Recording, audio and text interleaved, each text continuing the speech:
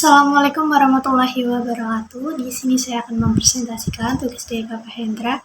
Sebelumnya izin memperkenalkan diri, saya Taswiningrum dengan NIM 2023161017, Prodi Pendidikan Seni Pertunjukan, kelas 2A, mata kuliah Pendidikan Pancasila dengan dosen pembimbing Dr. Haji Hendra Wijaya, Sarjana Agama Magister Pendidikan Islam.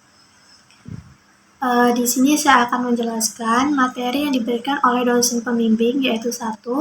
Mengidentifikasi berbagai macam lembaga negara sesuai dengan Undang-Undang Dasar 1945 setelah amandemen.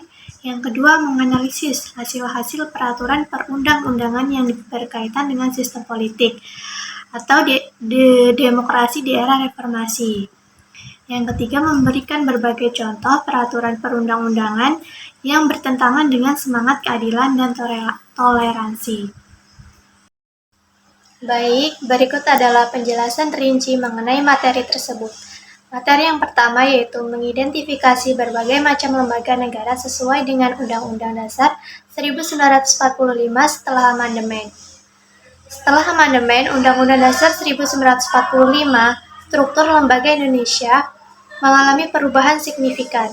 Berikut adalah lembaga-lembaga negara sesuai dengan Undang-Undang Dasar 1945 pasca amandemen. Yang pertama yaitu Majelis Permusyawaratan Rakyat atau MPR. Kini tidak lagi sebagai lembaga tertinggi negara. Tugas utamanya adalah mengubah dan menetapkan Undang-Undang Dasar, melantik Presiden dan Wakil Presiden, serta memberhentikan Presiden dan Wakil Presiden dalam masa jabatannya sesuai dengan Undang-Undang Dasar. Yang kedua ada Dewan Perwakilan Rakyat atau DPR, lembaga legislatif yang memiliki kekuasaan untuk membuat undang-undang, menyetujui anggaran, serta mengawasi jalannya pemerintah. Yang ketiga ada Dewan Perwakilan Daerah atau DPD, yaitu mewakili kepentingan daerah dalam penyusunan undang-undang di bidang tertentu dan memberikan pertimbangan serta pengawasan terhadap pelaksanaan undang-undang terkait otonomi daerah. Selanjutnya ada Presiden, yaitu kepala negara sekaligus kepala pemerintah yang memegang kekuasaan eksekutif. Selanjutnya ada Mahkamah Agung atau MA, lembaga yudikatif yang membawahi badan-badan peradilan di bawahnya.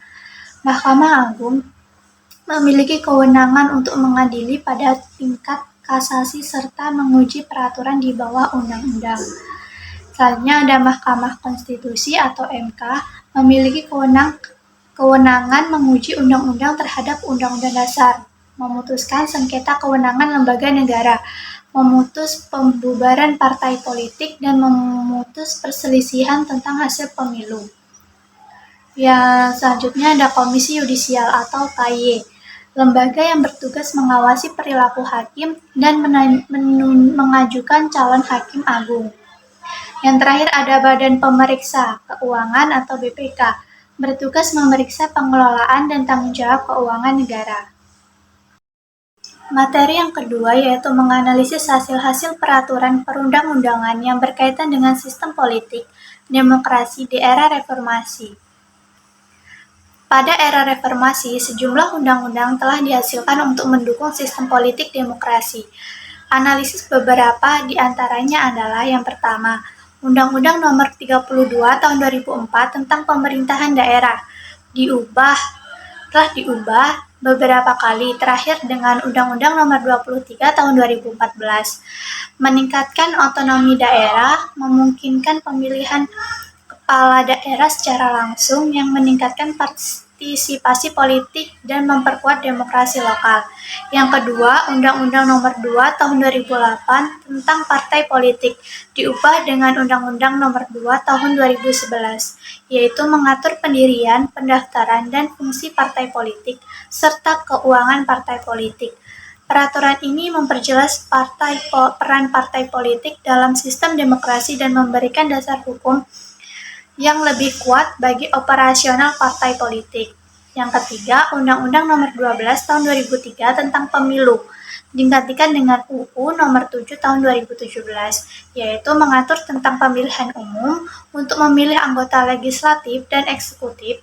Undang-undang ini menata sistem pemilu yang lebih transparan dan akuntabel. Memperkuat demokrasi dengan memungkinkan rakyat memilih wakilnya secara langsung. Yang keempat, Undang-Undang Nomor 30 Tahun 2002 tentang Komisi Pemberantasan Korupsi atau yang disebut dengan KPK, membentuk lembaga independen untuk menangani korupsi, memperkuat upaya pemberantasan korupsi sebagai bagian penting dari sistem demokrasi yang sehat. Materi yang ketiga yaitu memberikan berbagai contoh peraturan perundang-undangan yang bertentangan dengan semangat keadilan dan toleransi. Berikut adalah beberapa contoh undang-undang atau peraturan yang dikritik karena dianggap bertentangan dengan semangat keadilan dan toleransi.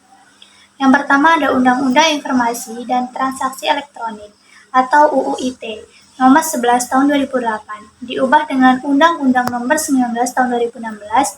Beberapa pasal dalam undang-undang ini seperti pasal tentang pencemaran nama baik dan ujaran kebencian sering dikritik karena penggunaannya yang berpotensi membungkam kebebasan berpendapat dan mengekang kebebasan berekspresi.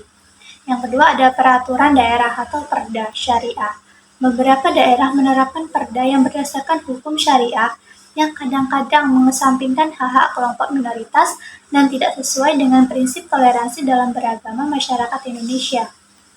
Yang ketiga ada Undang-Undang Ormas atau Undang-Undang Nomor 16 Tahun 2017 tentang penetapan Perpu Nomor 2 Tahun 2017 mengatur pembubaran organisasi masyarakat atau ormas tanpa melalui proses pengadilan.